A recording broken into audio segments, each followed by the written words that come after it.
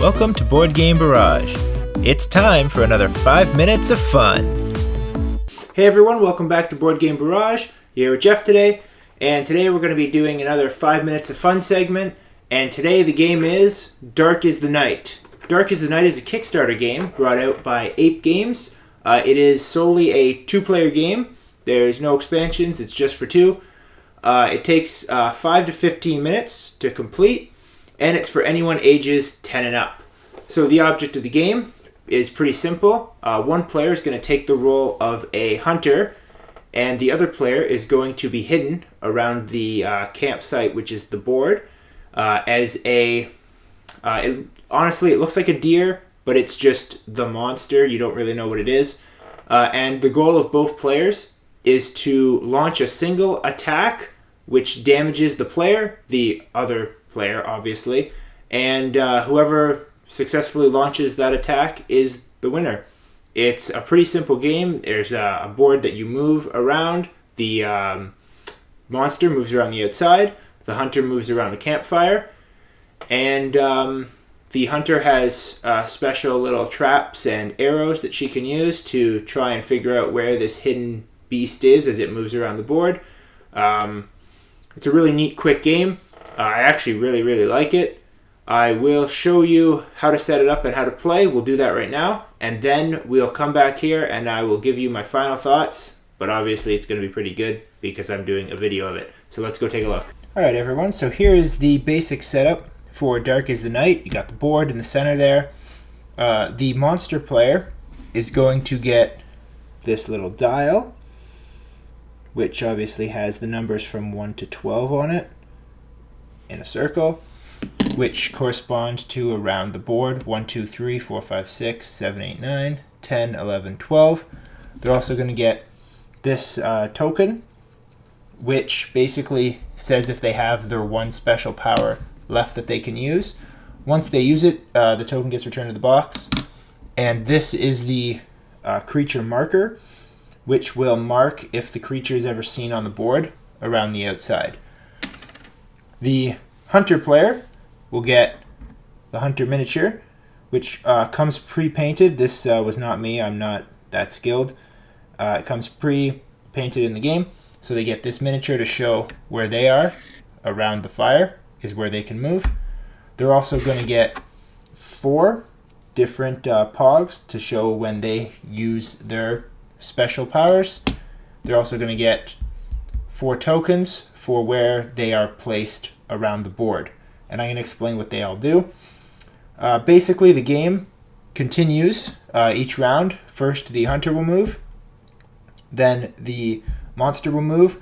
The goal is to move side by side with the other player and attack them. The monster can move 1 space per turn. So he or she moves secretly at the start of the game. They pick a place to start on.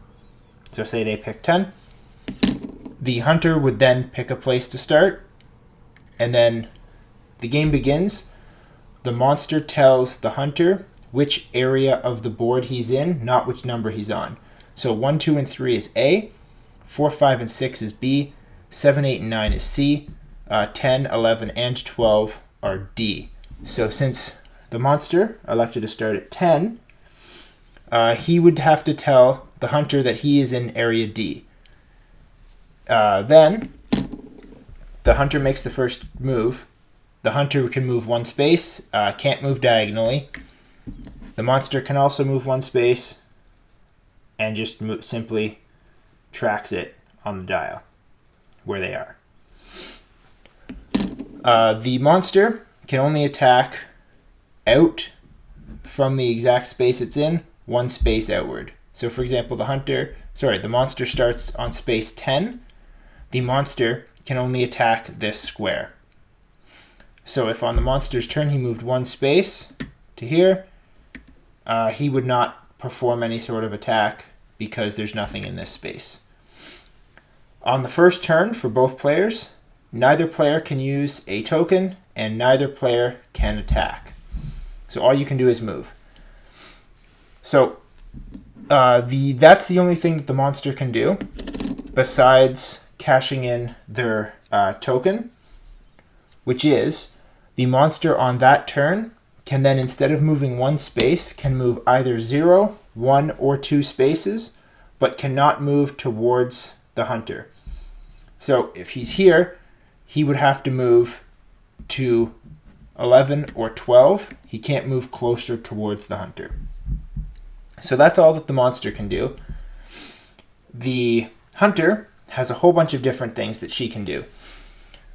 First thing that she can do is she has a knife.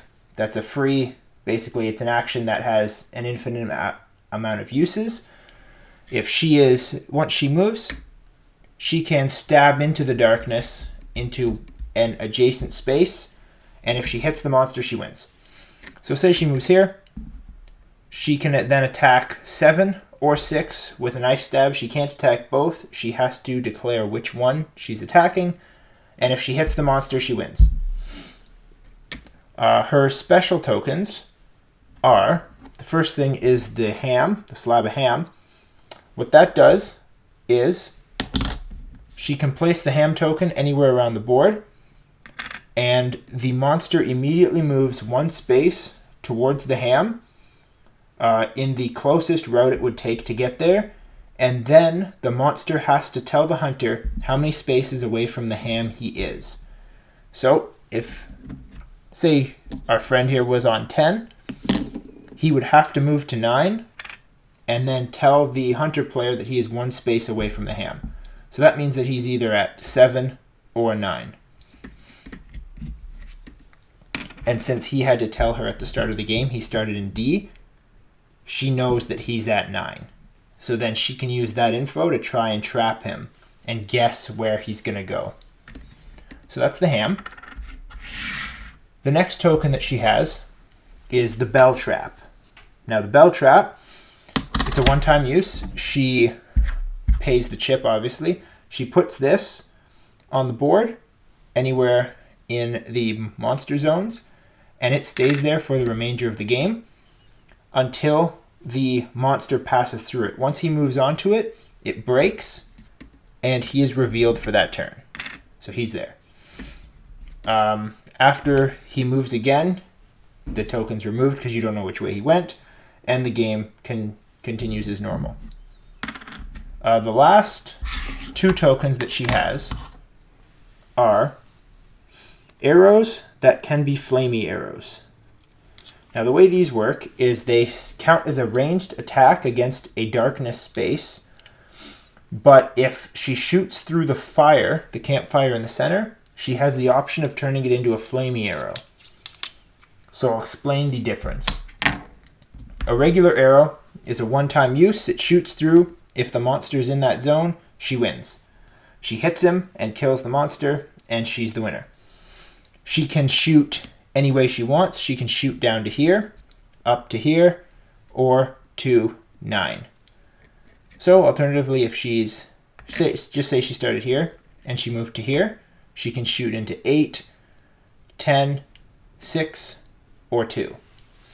If she's here, she can shoot into 6 or 1 and can stab into 10 or 9, so she doesn't have to waste the arrows. You only get 2 throughout the whole game.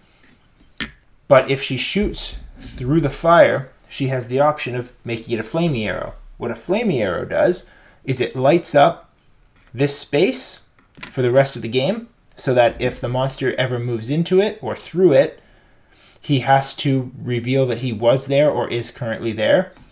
The downfall to the flamey arrow is if the monster is there, it doesn't count as a killing shot. So you'll know he's there, but you don't win the game. You just know that he's there. The game, like I said, continues until one player eliminates the other with 1 attack. Once the hunter has spent her 4 tokens, her next turn starts a timer track, which starts at 5. Use this token here. And it continues to drop. Once it gets to 0, past the 1, dawn breaks, and both the hunter and the monster just go their separate ways, as both have survived the night. So that is a very quick rundown of Dark as the Night. So we're going to go back to the table, and I will let you know what I thought. Alrighty, and that was Dark is the Night by Ape Games.